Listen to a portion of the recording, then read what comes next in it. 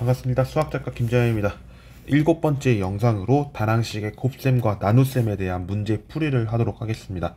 문제풀이는 제가 기초적인 3문제 정도를 가지고 왔고, 지금은 현재 갤럭시 S7 FE 버전으로서 지금 쓰고 있는 거는 이전에도 말씀을 드렸습니다만, 이거에 대해서 협찬을 받았거나 이런 건 절대 아니라는 거 일단 먼저 말씀드립니다.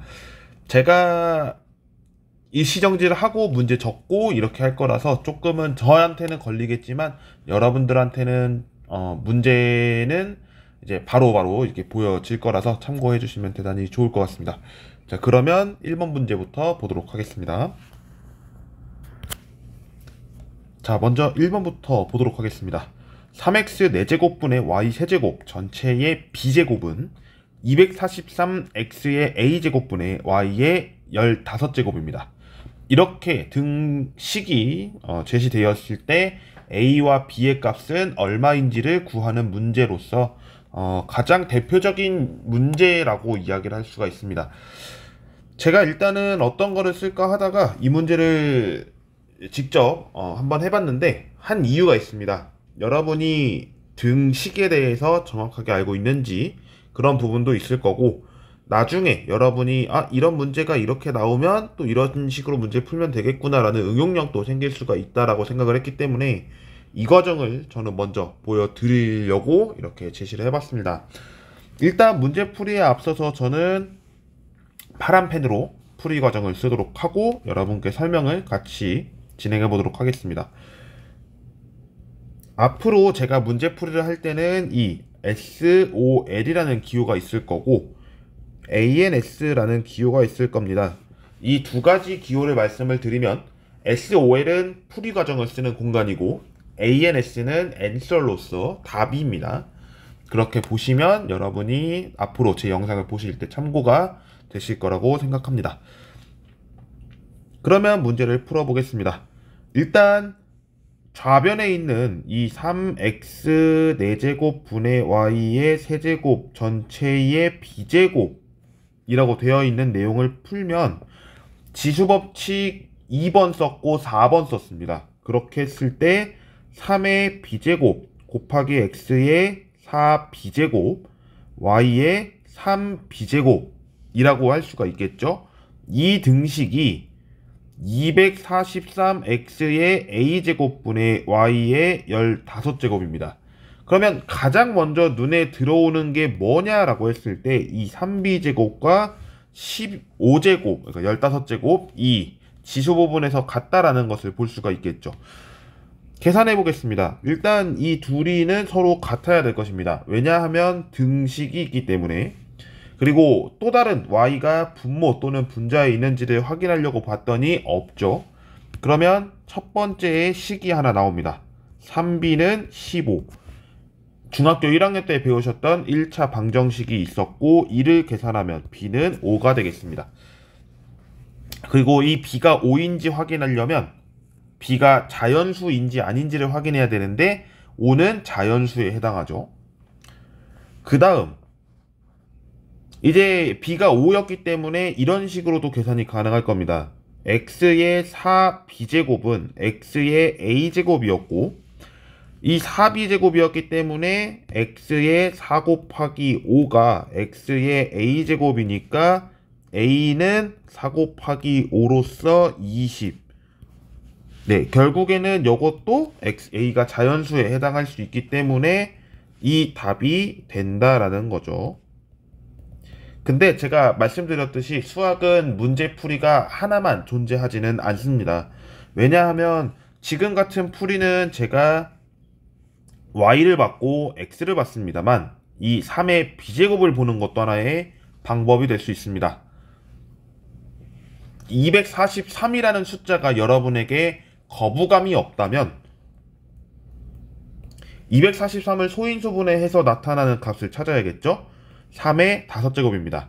그러면 우리가 바로 b는 5라는 것을 파악할 수가 있게 되고 이 b는 5라는 것을 a를 찾아야 되는 것으로서 x쪽에 확인을 하면 a는 결과적으로 20이 된다는 것까지 간단하게 답을 도출할 수가 있겠습니다.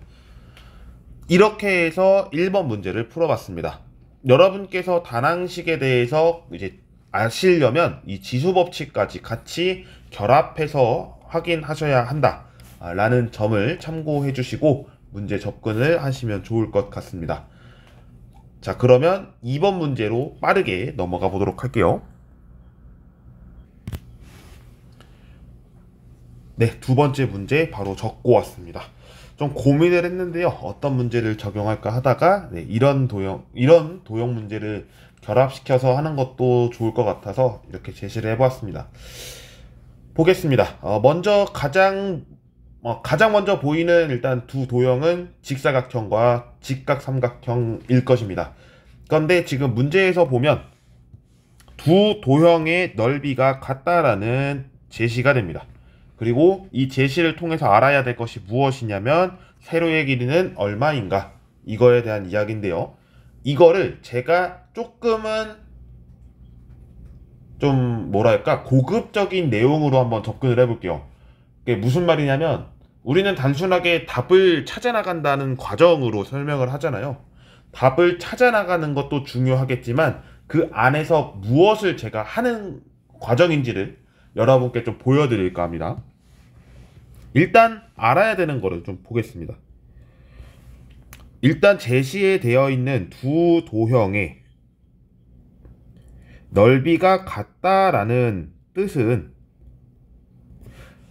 이 직사각형이라는 것과 직각삼각형의 넓이가 같다라는 것을 의미하겠죠. 그리고 이거에 대해서 식을 우리가 알고 있을 겁니다. 직사각형에서는 가로 곱하기 세로라는 것으로 알고 있고 직각삼각형이거나 아니면 여러 삼각형들이 있을 텐데 그에 대한 넓이를 구하는 식은 밑변의 길이와 높이를 곱한 다음에 2로 나눕니다. 그 과정을 여러분은 알고 계실 거라고 생각을 합니다. 근데 일단 알아야 될 게 뭐냐면 12a 4제곱 b제곱이라는 직사각형의 가로의 길이는 제시가 되어 있기 때문에 이거는 쓸 수가 있습니다. 하지만 그 뒤에는 몰라요. 이거를 저는 네모라고 하겠습니다. 네모. 그리고 직각삼각형에서 6a 세제곱 b 그리고 3ab 세제곱 이거를 곱한 다음에 나누기 2를 하겠죠. 근데 우리는 나누기 2를 사용하지는 않죠. 2분의 1을 곱합니다 라고 설명을 이제 할 거예요. 그러면 이 과정에서 우리는 계산을 좌변부터 할까요? 우변부터 할까요? 우변부터 하는 게 좀 더 좋겠죠. 그러면 6이랑 3이랑 2분의 1이 있으니까 이것만 먼저 계산을 해보면 9가 될 겁니다. 왜냐면 6이랑 2를 약분할 수 있기 때문에 2는 3 그리고 3, 3은 9라고 계산할 수 있겠죠. 그리고 a 세제곱 b와 ab 세제곱에 대해서는 지수법칙 1번에 의해서 a 4제곱 b 4제곱이 될 겁니다. 그럼 이 과정을 우리는 12a 4제곱 b 제곱에서 이거를 봐야 되는 거예요. 얼마가 더 필요하겠느냐라고 하는 것으로서 계산하는 것 전에 이걸 알았으면 좋겠습니다. 우리는 A랑 B랑 전제 조건을 줬으면 하는 거예요. 왜냐면 A랑 B는 우리가 문자이기는 했으나 문자에 숫자가 들어갈 수도 있는 거죠. 왜냐면 미지수라는 게 있으니까요. 그렇기 때문에 우리는 어떤 조건이 붙냐라고 했을 때 A와 B는 0이 되지 않는 선에서 나눠 볼 겁니다. 어떻게 나누냐면 앞에 나누고 뒤에 나눌 거예요. 그러니까 12a 4제곱 b제곱 곱하기 네모가 9a 4제곱 b 4제곱인데 여기서 저는 앞에 12a 4제곱 b제곱분의 1을 곱할 겁니다. 이렇게 곱하면 등식의 성질에 의해서 우변에 있는 것도 12a 4제곱 b제곱분의 1을 곱해줘야 될 겁니다. 그리고 제가 말씀드렸듯이 이 등식이 성립하기 위한 조건은 a, b가 둘 다 0이 아니어야 한다 라는 것에 있고 이를 계산해보면 이렇게는 없어집니다. 좌변이 없어진다는 거예요. 그러면 우변만 계산하면 되겠죠. 우변은 지수법칙 3번에 의해서 약분이 이루어질 거고요. 이 네모는 12a 4제곱 b 제곱분의 9a 4제곱 b 4제곱에서 a 4제곱은 완전히 소멸될 겁니다. a가 0이 아니고 약분이 가능하기 때문에. 그리고 b는 분자의 b 제곱만 남을 거예요. 그리고 상수 쪽 보면 4분의 3이죠. 결국에는 우리가 4분의 3 b 제곱이라는 답을 얻게 되는 내용으로 계산할 수가 있습니다. 그러니까 직사각형의 세로의 길이가 얼마냐라고 물어보면 4분의 3 b제곱이 된다라는 것까지를 설명할 수 있습니다. 여기서 좀 더 변형을 하면 답이 어떤 형태로 나왔는데 그 형태에 대한 문자를 넣습니다. 그리고 더하거나 빼거나 하죠. 그런 식으로 나타나긴 하지만 그렇게까지 하진 않겠습니다. 여기서 알아야 될 거, 결국에는 두 도형의 넓이가 같다라는 조건과 도형이 같기 때문에 우리는 등식이라는 것을 포함시킬 수 있어야 했고, 그 등식에서 나눗셈을 적용시켰을 때 어떤 조건으로 나눠야 하는가라는 거에 대해서도 생각할 필요가 있겠다는 것까지 설명을 드렸습니다. 자, 그러면 여기까지를 2번이라 하고 3번 문제로 또 넘어가서 설명을 해보겠습니다. 네, 3번 문제 바로 넘어왔습니다. 지금 보시면 곱하기가 계속 쓰여 있습니다. 곱하기를 보면 1부터 17까지를 순서대로 곱한 것이고요. 이에 대한 결과값이 2의 a제곱 곱하기 b라고 설명하고 있습니다. 그랬을 때 a만을 묻고 있고요. b는 홀수라고 제시되어 있습니다. b를 구하는 거는 우리가 시간 문제다라고 이야기를 할 수 있겠습니다만, 여기서 뭔가 규칙을 찾아 나가야 한다라는 것을 여러분이 빠르게 확인을 하시고 문제풀이를 가는 것이 보다 효율적인 계산이라고 봅니다. 다음에 계산을 해보도록 하죠. 1은 1입니다. 그쵸? 1은 1입니다. 2도 2입니다. 3도 3이에요. 근데 4부터 뭔가가 달라지죠. 왜냐면 소수랑 또 뭐가 있냐면 합성수라는 게 있는데, 소수는 1과 자기 자신만을 약수로 갖는 수라면 합성수는 1과 자기 자신 이외에 하나라도 더 들어가 있으면 합성수입니다. 그래서 4부터는 합성수가 존재하는데, 이 4는 소인소 분해를 했을 때 2의 제곱이라고 쓸 수가 있습니다. 5는 소수죠. 6은 2 곱하기 3입니다. 7은 7 소수고요. 8은 2의 세제곱이고요. 9는 3의 제곱으로서 합성수입니다. 10은 2 곱하기 5입니다. 뭔가 다 써야 될 것 같죠? 조금만 참아주세요. 11은 소수이고요. 12는 4, 3, 12, 결국에 2의 제곱 곱하기 3이라고 쓸 수 있고, 13은 소수입니다. 그리고 14는 2 곱하기 7, 15는 3 곱하기 5, 16은 2의 4제곱, 4, 4, 16이니까요. 그리고 17은 소수입니다. 이렇게 했을 때 계산이 끝나야 합니다. 2만을 찾아봅시다. 2 하나 있죠? 4가 있는데 2가 2개 들어있습니다. 6 하나 있고요. 8은 2의 세제곱, 10은 2 곱하기 5가 하나 있고요. 12가 있고, 14 하나 있고요. 16에서 4개 존재합니다. 이거를 계산하면 A가 나오겠죠. 무슨 말이냐면, 결국에 이 B라는 의미는 뭐냐면 2를 빼고 나머지를 다 곱하겠다라는 뜻이고, 결국에는 2를 제외한 소수끼리 곱하는 겁니다. 2를 제외한 소인수가 맞겠죠. 그러니까 일단은 A부터 계산을 하고 설명을 좀 드릴게요. A에 들어가는 내용, 일단 1개에 들어가 있고, 2개에 들어가 있고, 1개, 3개, 1개, 2개, 1개, 4개. 이거 다 더하시면 됩니다.